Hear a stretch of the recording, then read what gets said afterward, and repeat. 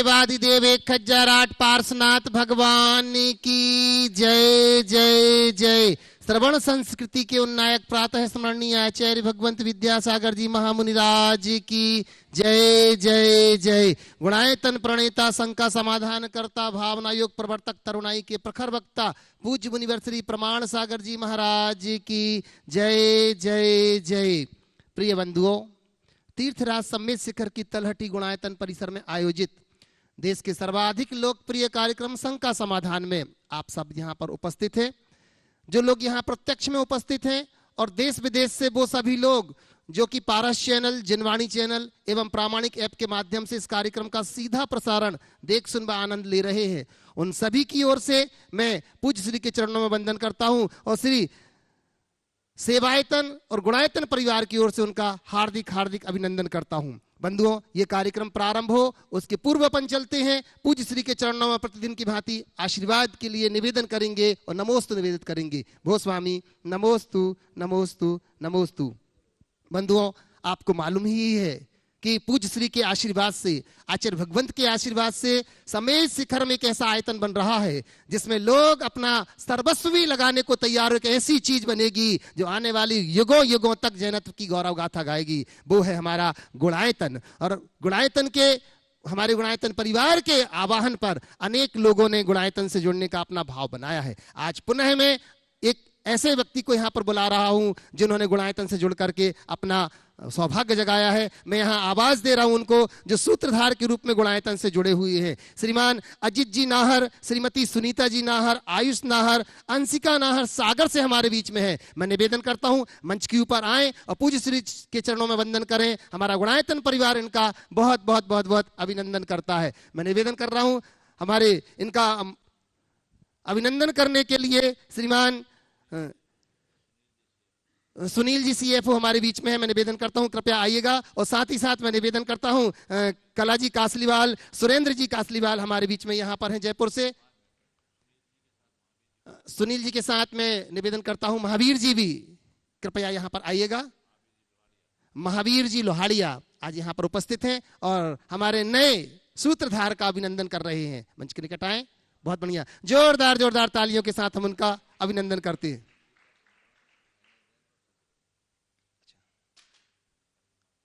लीजिए, अभिनंदन कर रहे हैं और जोरदार जोरदार तालियों के साथ अभिनंदन। और अब मैं निवेदन करता हूं कलाजी कासलीवाल और सुरेंद्र जी हमारे बीच में हैं, कृपया आए और इनका अभिनंदन करने के लिए मैं एनएल साहब से निवेदन करता हूं कृपया यहाँ आए। साथ ही साथ गुणायतन मंत्री हमारी चंद्रकला जी पाटनी, उनसे निवेदन करता हूं कृपया आइएगा और इनका अभिनंदन करेंगे। जोरदार तालियों के साथ अभिनंदन करें। बंधुओं, ये हमारे जयपुर के वैद्यों में जो सर्वश्रेष्ठ हैं ऐसे सुशील जी वैद्य की सुपुत्री हमारे बीच में यहाँ पर उपस्थित है डॉक्टर कलाजी कासलीवाल, जिन्होंने एनएल साहब से निवेदन करता हूं कि सुरेंद्र जी कासलीवाल का अभिनंदन करने के लिए आप यहां रहेंगे। बंधुओं, कला जी जो कि अनेक साधु संघों में जाकर के जिन्होंने अनेक वृत्तियों को अपनी औषधि के माध्यम से उन्हें आरोग्यता की ओर लेकर के गई हैं, उनके लिए जोरदार जोरदार तालियों के साथ अभिनंदन। एनएल साहब भी यहां पर आ रहे हैं। बंधुओं, न जाने कितने लोग ऐसे हैं जो मन में भाव बना करके संजोए हैं कि हमें गुणायतन जाना है, गुणायतन जाना है। बंधुओं, जब लोग सम्मेत शिखर की यात्रा करने के लिए आएंगे और गुणायतन के दर्शन करके मानेंगे कि वास्तव में सम्मेत शिखर से कैसे भगवान ने मोक्ष की प्राप्ति की, कैसे पंच कल्याणक हुए, कैसा समोषण लगा होगा, वो साक्षात जीवंत रूप में अपने को देखने को मिलेगा। यहाँ गुणायतन में वो एक ही आयतन होगा विश्व का, वो होगा गुणायतन, जहां साक्षात समोषण के दर्शन हमें होंगे। कैसी दिव्य ध्वनि खिरती है, कैसे लोग प्रश्न करते हैं, ये सब कुछ देखने को मिलेगा अपने को गुणायतन में। बंधुओं, आइएगा, वो दिन दूर नहीं है जब गुणायतन के इस पंचायतन शैली के मंदिर का पंच कल्याणक प्रतिष्ठा महोत्सव होगी और हम सब इसके साक्षी होंगे। तो लीजिएगा, वह मैं प्रथम प्रश्न के लिए यहां पर बड़े सम्मान के साथ आवाज दे रहा हूं। हमारे बीच में कीर्ति जी मृणाल जी मेट्रो दिल्ली से हमारे बीच में है, कृपया आइएगा और प्रथम प्रश्न अपना रख रहे हैं कीर्ति मृणाल जी मेट्रो दिल्ली। नमोस्तु गुरुदेव। भावात्मक चरित्र और भावात्मक चिंतन एक साधक के लिए और एक सम्यक दृष्टि के लिए अनिवार्य है। तो गुरुदेव, हम इस शरीर की साधना के साथ इस साधना को अपने जीवन में कैसे लाएं और इस साधना के केंद्र बिंदु क्या होने चाहिए? भावात्मक चरित्र और भावात्मक चिंतन। बहुत अच्छी बात आपने कही, ये होना ही चाहिए।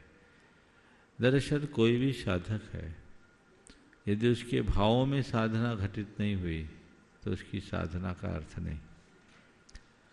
भाव शून्य क्रिया तो केवल द्रव्य क्रिया होती है, उसका हमें फल नहीं मिलता। इसलिए प्रत्येक साधक को हर पल अपने भावों की समीक्षा करनी चाहिए। जो मैं कर रहा हूं उसमें मेरे भाव प्राण जुड़े हैं या नहीं, और अपने अंदर भावनाएं भानी चाहिए। हम भावना जितनी अधिक प्रबलता से भाते हैं, हमारे अंदर का चिंतन उतना परिष्कृत होता है, और चिंतन जितना परिष्कृत होता है, चरित्र उतना ही निखरता है। इसलिए हमें उत्तरोत्तर अपनी भावनाओं को गहरी बनानी चाहिए। भावना योग इसका एक अच्छा माध्यम। नमोस्तु गुरुदेव। मृणाल नहीं, चलिए ऑनलाइन। महाराज श्री, परोक्ष रूप से जो लोग आपके चरणों में वंदन करके अपनी जिज्ञासाओं को रख रहे हैं, फरीदाबाद से स्वराज जैन आपके चरणों में वंदन करते हुए पूछना चाह रहे महाराज श्री, जब हम प्रतिमा जी का मंजन करते हैं तो वो लौंग के चूरे से या कि रीठे के पानी से कर सकती हैं। कुछ लोग कहते हैं कि आज जो पीताम्बरी चल रही है, क्या हम पीताम्बरी से भगवान का परिमार्जन कर सकते हैं? क्या ये उचित है महाराज श्री आपके? देखिए, लौंग का चूर्ण है, रीठा है, ये प्रतिमा के मार्जन का बहुत अच्छा माध्यम है।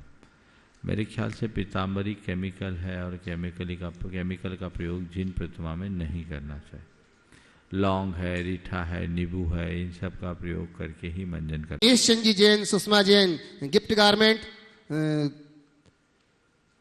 आगे बोलो। हाँ, विदिशा से आपके चरणों में वंदन करते हुए निवेदन कर रहे हैं महाराज श्री कि किसी की 100 सलाह लेने से अच्छा है कि अनुभव की एक ठोकर खा करके देखो, ये हमें बहुत मजबूत बना देगी। तो हे स्वामी, हम हमारे जीवन में अनुभव को कैसे विकसित करें कि हमारी ठोकर हमें आगे बढ़ने में सहायक हो जाए? कृपया समाधान। अपने अनुभव को कैसे विकसित करें? पहले तो अनुभव लेने की कला विकसित करो।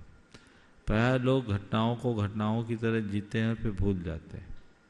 अनुभव उनको होता है जो अपने जीवन की हर घटनाओं से कोई सीख लेते हैं, नसीहत लेते हैं।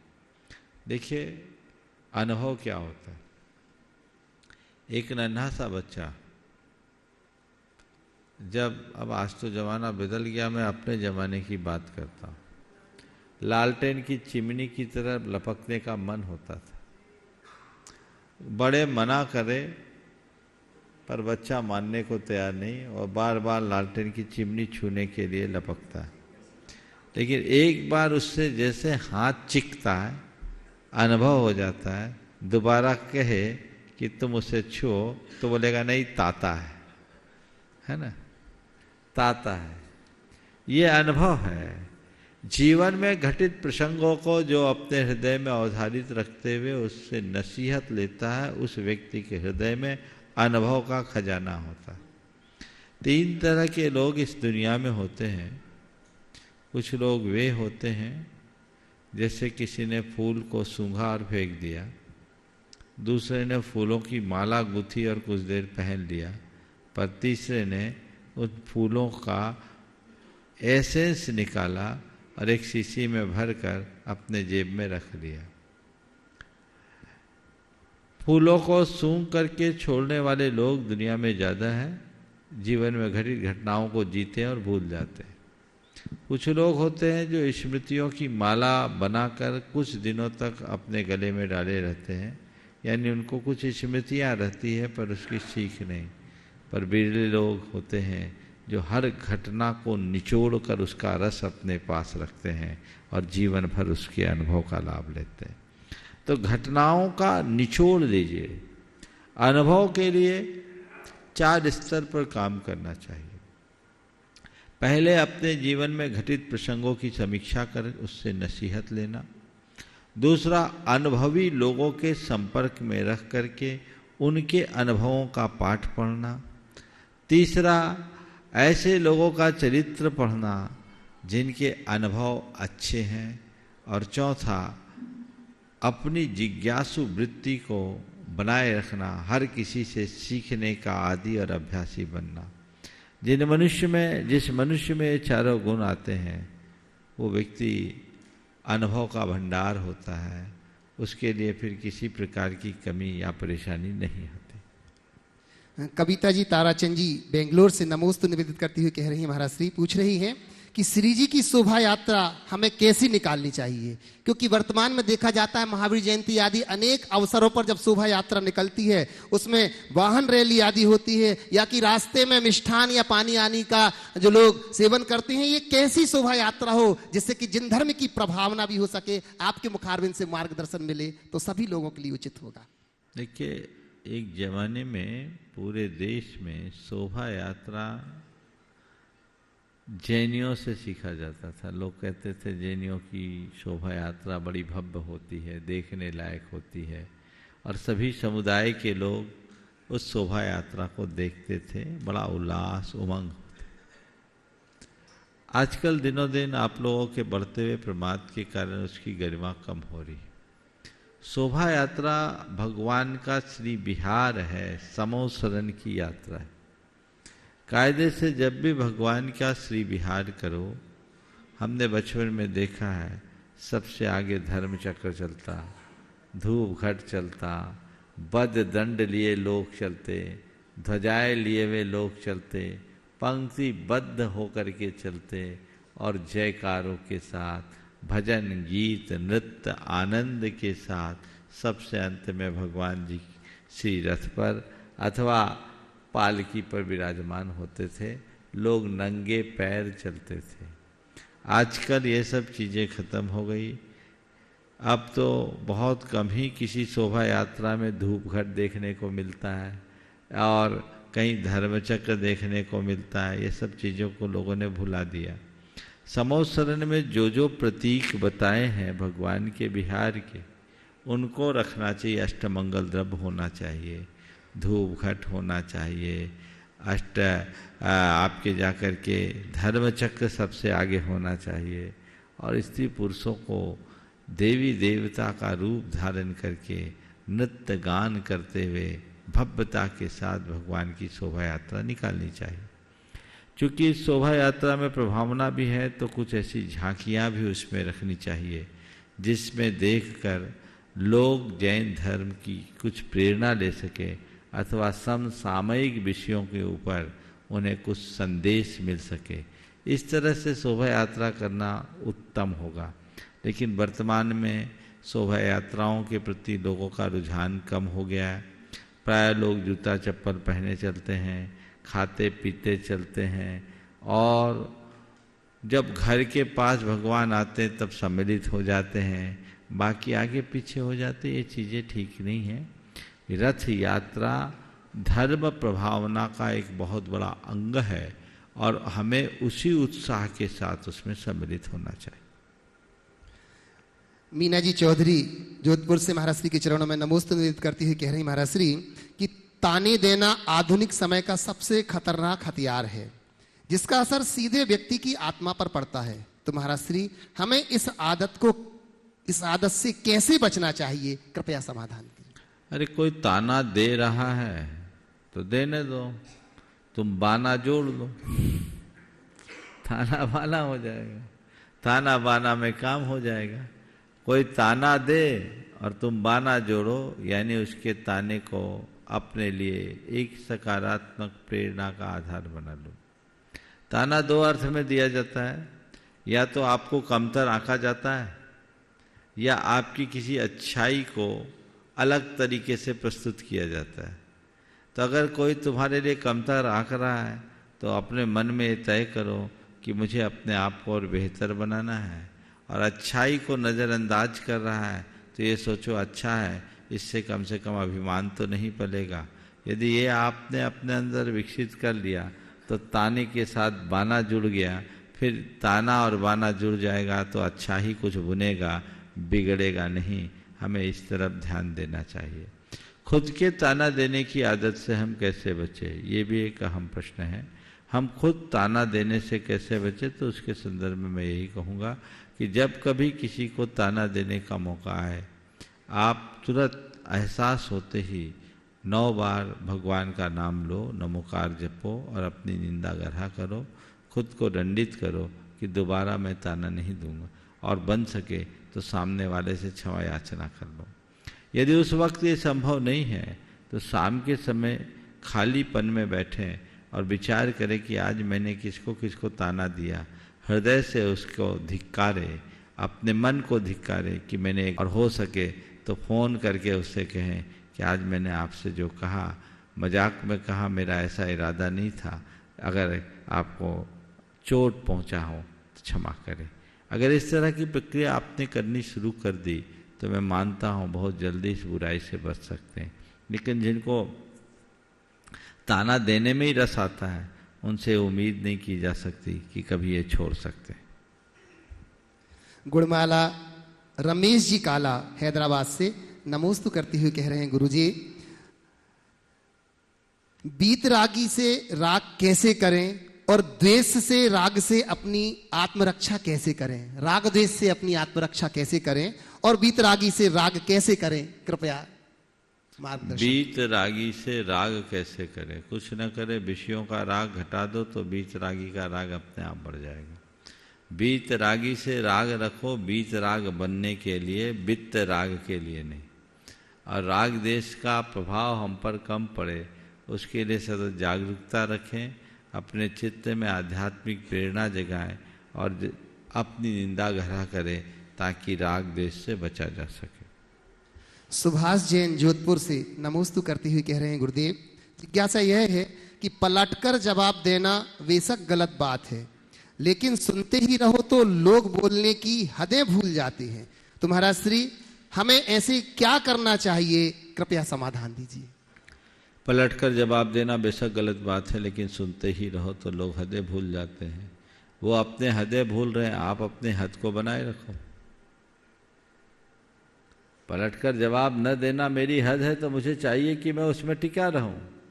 लोग बोल करके अपने हदें भूल रहे हैं, भूलने दीजिए ना। वो भूल कर रहे हैं, मैं क्यों भूलूं? वो भूल रहा, मैं भी भूल जाऊं तो मुझ में और उसमें अंतर क्या? बोलने दो जितना बोलता है। अपने आप को अगर ताकतवर बनाए रखना चाहते हो तो प्रतिवाद मत करो, प्रतिकार मत करो। जो बोल रहा है सुन के अनसुना कर दो, थोड़ी देर बाद उसकी भड़ास निकलेगी, सब ठीक हो जाएगा। और तुमने भी उसकी तरह अपने आप को बहा दिया तो खेल तो खराब होगा ही। तो उस समय चुपचाप रहने में शांति है। एक बार एक बहन जी ने सवाल किया था, यहाँ बहुत पुरानी बात है, कि महाराज जी वो रोज़ दफ्तर से आते हैं और बड़ी उल्टी सीधी बातें बोलते हैं। अभी तक तो मैं चुपचाप रहती थी, अब मैं भी कुछ ना कुछ बोल देती हूँ। आप ही बताइए महाराज जी, कहाँ तक सहन करूँ मैं भी ये सब? क्या मेरा ये करना ठीक है? मैंने पूछा, ये बताओ, जब तुम्हारे पति तुम्हें उल बकते थे और तुम कोई जवाब नहीं देती थी तो क्या होता था? बोला थोड़ी देर में मामला ठंडा हो जाता था। और जब तुम जवाब देने लगी तो क्या होता है? बोले रात भर शीत युद्ध जारी रहता है। तो हम बोले अब तुम तय करो, जवाब न देकर मामला को ठंडा करना ठीक है या जवाब देकर बात को बवाल बनाना ठीक है? जवाब न देना भी लाजवाब है, इस बात को कभी भूलना मत। इसलिए सामने वाला अपनी हदें खो दे, हम अपनी हद में बने रहें। संस्कार जैन ईश्वरवारा से नमोस्तु करते हुए कह रहे हैं, गुरुदेव आत्मा का ज्ञान तो सबको शास्त्र के माध्यम से हो जाता है, पर ध्यान कैसे करें मुनिवर?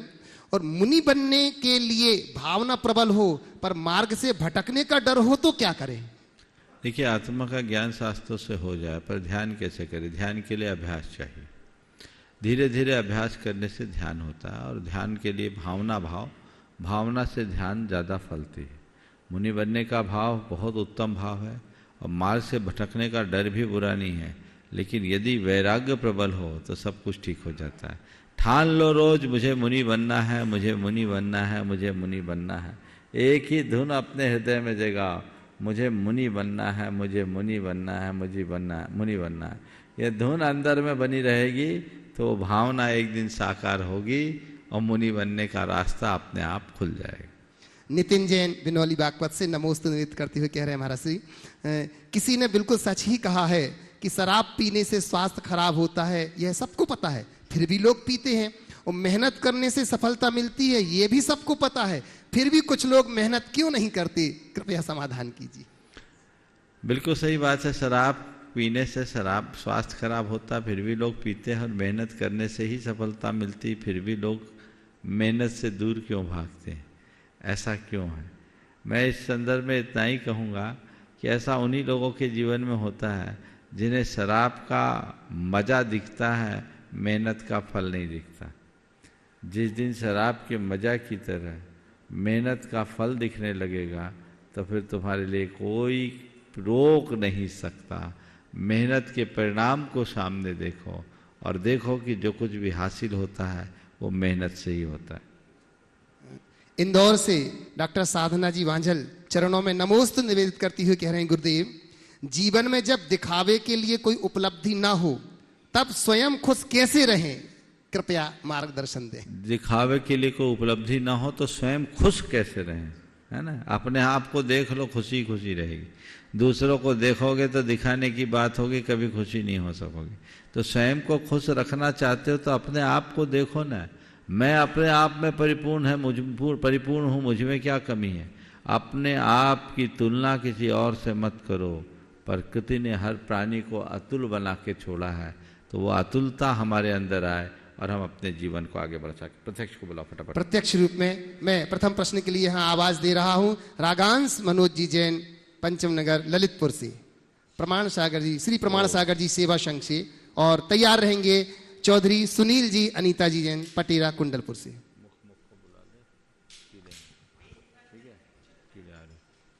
बोलो जल्दी से। तरुणाई के प्रखर वक्ता, गौशाला के तारणहार, युवाओं के मन मस्तिष्क में उठ रही ज्वलन शंकाओं को चुटकियों में समाधान करने वाले प्रेरणा स्रोत प्रमाण मुनि श्री प्रमाण सागर जी महाराज के चरणों में मन वचन का ऐसे कोटिचर नमोस्तु नमोस्तु। जल्दी।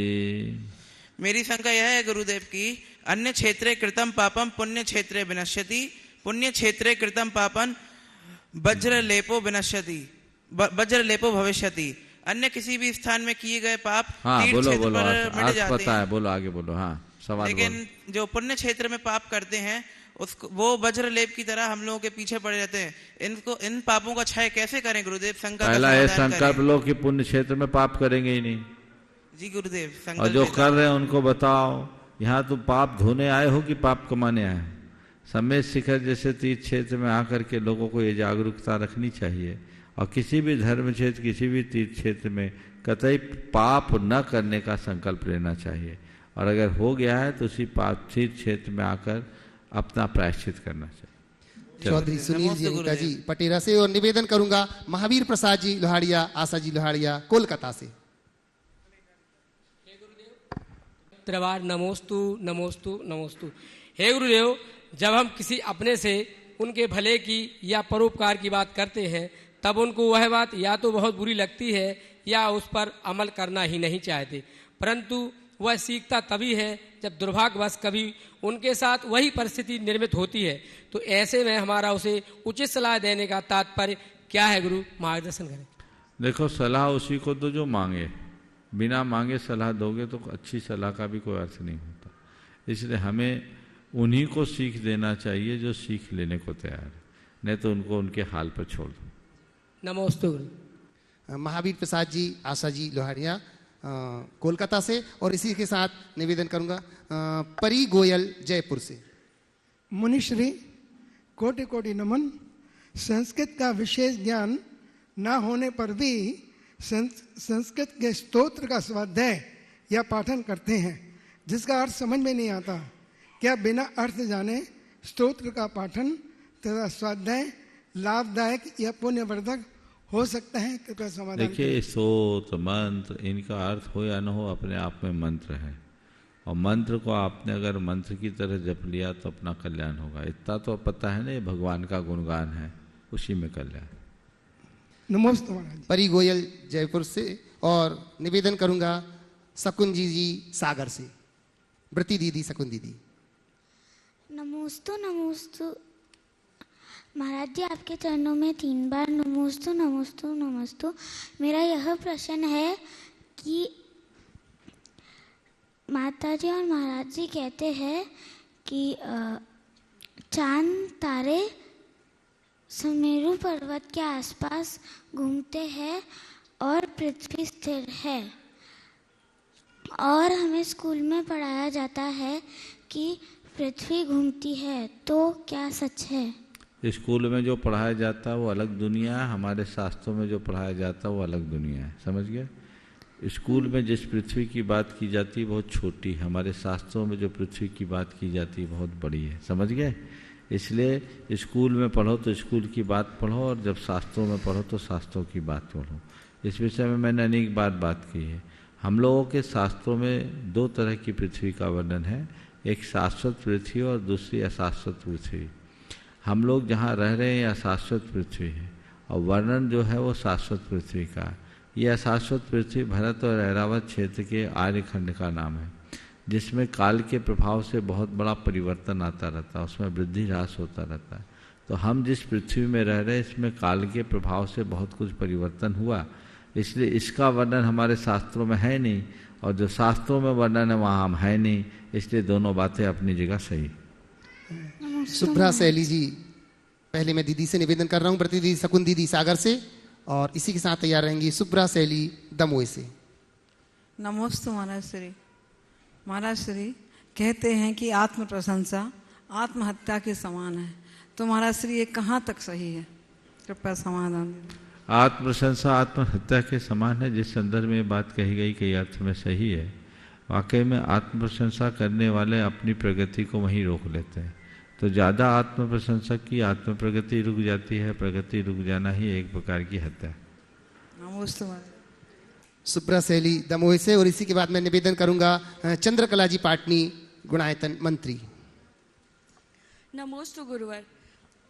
गुरुवर हमारे अतीत में, हाँ नमोस्तु गुरुवर। गुरुवर हमारे अतीत में जो भी हमारे अनुभव होते हैं उसी आधार पर हम अपना एक दृष्टिकोण विकसित कर लेते हैं, और हमारे जीवन में आए किसी नई व्यक्ति या नई परिस्थिति के प्रति हमारी सारी प्रतिक्रियाएं उस अनुरूप होती हैं।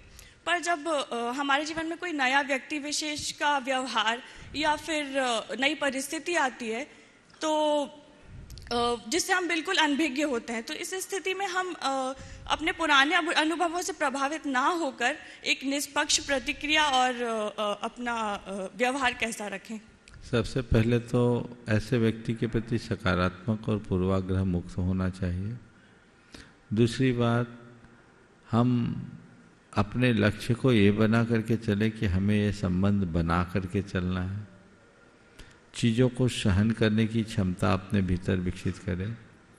सामने वाले की दोषों और दुर्बलताओं को नज़रअंदाज करने की शक्ति अपने भीतर विकसित कर लें, तो हम बहुत बेहतर ढंग से जी सकेंगे।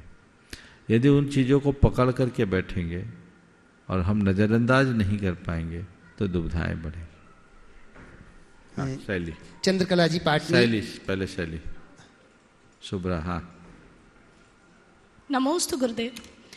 गुरुदेव मेरा प्रश्न नहीं, आज निवेदन है। थोड़ी सी भूमिका लंबी हो सकती है पर मैं कम शब्दों में उसे पूरा करूंगी। गुरुदेव, हम सब ये जानते हैं कि किसी भी परिवार में माँ एक ऐसी मजबूत नींव है जिसपे परिवार के हर सदस्य अपने स्तर की जो इमारत है वो सुरक्षित रूप से खड़ा कर लेता है, और व्यक्तिगत प्रशंसा के लिए नहीं बल्कि उनके सम्मान के लिए अगर उदाहरण के तौर पर मैं लूँ तो मेरी माँ पिछले वर्ष तक दमोह जिले में शिक्षा विभाग के सीनियर ऑडिटर के रूप में रहीं। वो भूमिका उन्होंने निभाई, पारिवारिक भूमिका निभाई, और ऐसी निभाई कि हमारे घर में अभी तक हाउस हेल्प आज तक नहीं है। और तीसरी भूमिका धार्मिक भूमिका के अनुशासन ऐसा था कि सबसे पहले मंदिर जाना है, और ऐसा ये हर माँ जो इस दुनिया में है वो इस तरह की दोहरी भूमिकाएं निभाती है। तो मेरा गुरुवर आपसे निवेदन ये है कि ये माएँ सारी जिम्मेदारियों के बीच ये भूल जाती हैं कि वे एक मौलिक व्यक्ति के रूप में उनका जन्म हुआ था, और वे अपने व्यक्तित्व का मूल्यांकन हमारे सफलता परिवार की असफलता से करती हैं, और कर्म सिद्धांत को समझते हुए भी उन्हें हर परिवार में जो भी कुछ घटित होता है, कुछ गलत होता है, तो वो ये सोचती हैं कि कुछ मेरी परवरिश में गलती है, मुझसे गलती हो गई। तो गुरुदेव मेरा निवेदन ये है कि विश्व की सभी माँओं को आप ऐसा कुछ मूल मंत्र दें कि सारी व्यस्तताओं, सारी जिम्मेदारियों, जीवन के हर पड़ाव के बीच में वे ये याद रखें और उन्हें ये एहसास रहे कि उनका जन्म भी एक मौलिक व्यक्ति के रूप में हुआ और वे आत्मा हैं जो परमात्मा बन सकती है। नमोस्तु गुरुदेव। देखिए, बहुत अच्छी बात कही है। माँ होती है और माँ ममता की मूरत होती है, और जहाँ ममत्व होता है वहाँ ये सब दुर्बलताएं आती है। यदि किसी माँ के द्वारा ये सब कहा जा रहा है या दिख रहा है तो माँ नहीं कर रही है, उसकी ममता उसे प्रेरित कर रही है। पर ये सब चीज़ें बहुत आसानी से दूर हो सकती है यदि इसके साथ साथ तत्व ज्ञान रखा जाए। मैं कौन हूँ, मेरा क्या है, मैं क्या कर रहा हूँ, मुझे क्या करना चाहिए, इसकी समझ अपने अंदर होनी चाहिए। चाहे स्त्री हो या पुरुष, माँ हो या पिता या परिवार के कोई भी सदस्य, एक बात अपने जेहन में रखनी चाहिए कि मैं किसी का कर्ता नहीं हूँ, मैं निमित्त मात्र हूँ, मैं कार्य का घटक हूँ, जनक नहीं हूँ। संसार के जितने भी संयोग हैं वे सब निमित्त के लिए प्रशस्त भाव रख सकता हूँ, पर उसके जीवन को अच्छा बना ही दूँ ये मेरे बस की बात नहीं है। माँ हो या गुरु कोई भी हो, अगर ये भाव भूमिका बना के रखो तो कोई कठिनाई नहीं। हमने एक दिन गुरुदेव से कहा कि गुरुदेव, आपका कितना बड़ा प्रताप है कि पूरा संघ आज भी आपसे बंधा हुआ है।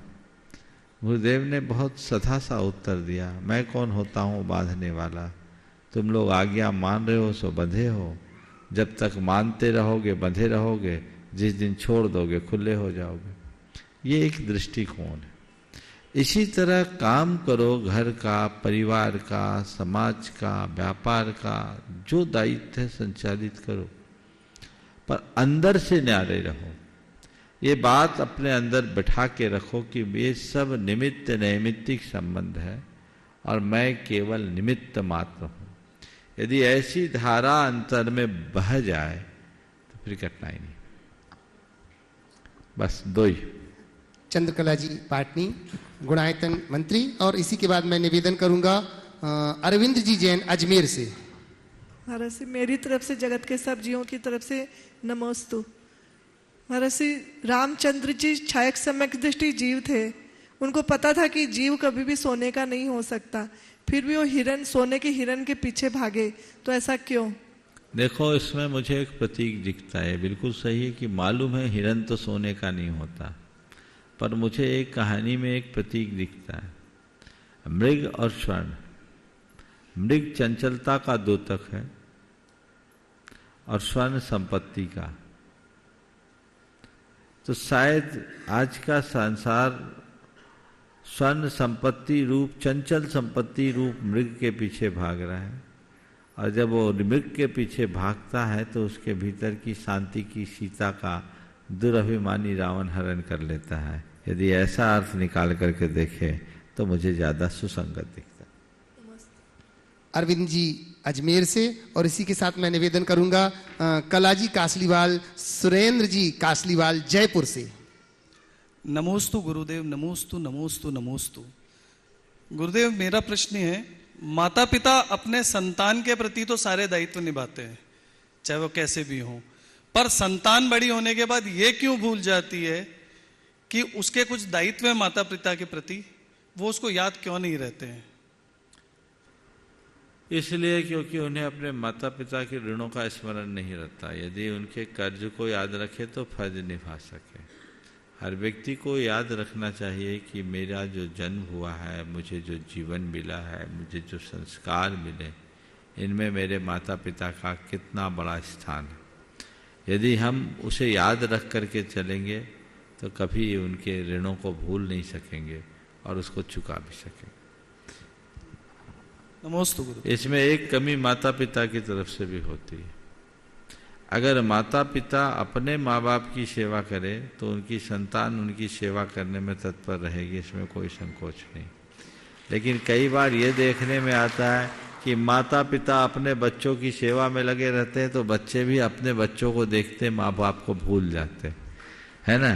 इसलिए एक बार मैंने कहा था कि यदि तुम श्रवण कुमार की माँ बनना चाहते हो तो अपने पति को श्रवण कुमार बना दो, तब तुम्हारा बेटा भी श्रवण कुमार बन पाएगा। नमोस्तु गुरुदेव। डॉक्टर कलाजी कासलीवाल, सुरेंद्र जी कासलीवाल और इनके साथ मैं निवेदन करूंगा ज्ञान जी गोयल, मानसरोवर जयपुर से।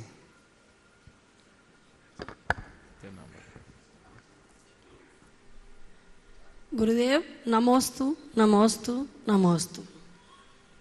शिखर जी तो मैं बहुत बार आई, मगर अब की बार पहली बार मुझे अपना गुणायतन परिसर पूरा देखने को मिला, जो पूरा गुणों से भरपूर है।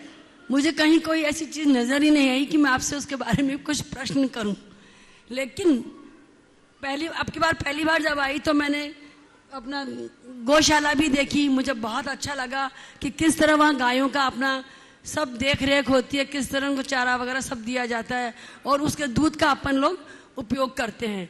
दूसरा साधना कक्ष भी देखा, साधन जो बिल्डिंग बन रही है वो भी बहुत अच्छी थी। और मंदिर देख के तो मुझे इतना अच्छा लगा कि मेरा वहाँ से हटने को ही मन नहीं हुआ कि एक एक कार्विंग, एक एक पिलर इतना सुंदर बना हुआ था। तो मैं ये जानना चाहूंगी कि जो 14 गुणों का जो आयतन या 14 गुणों से जो संपूर्ण आपने बनाया है यहाँ, वो आपके मन में कैसे विचार आया कि मुझे उन 14 गुणों के उस पर उसको बनाना चाहिए? अनेक बार इस विचार को मैंने प्रकट कर दिया है, इसलिए आज उसे आगे नहीं बढ़ाऊंगा। अब तो प्रतीक्षा करो कि जल्दी समय आए और वो साकार हो। आगे नमस्ते। ज्ञान जी गोयल और इसी के बाद तैयार रहेंगे अंकित जैन सकरार से, प्रमाण सागर जी सेवा संघ से। परम पूजनीय गुरुदेव के चरणों में सत सत वंदन, सत सत वंदन। गुरुदेव, समाधि मरण को मैं समझना चाहता हूँ कि समाधि मरण को उत्तम क्यों मानते हैं?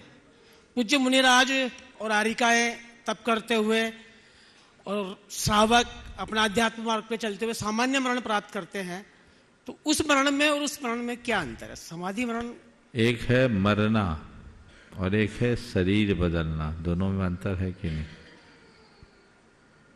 मरना यानी शरीर छूटना और समाधि मरण करना यानी शरीर को छोड़ना। मैं देह नहीं चेतन आत्मा हूँ, शरीर तो एक दिन छूटेगा।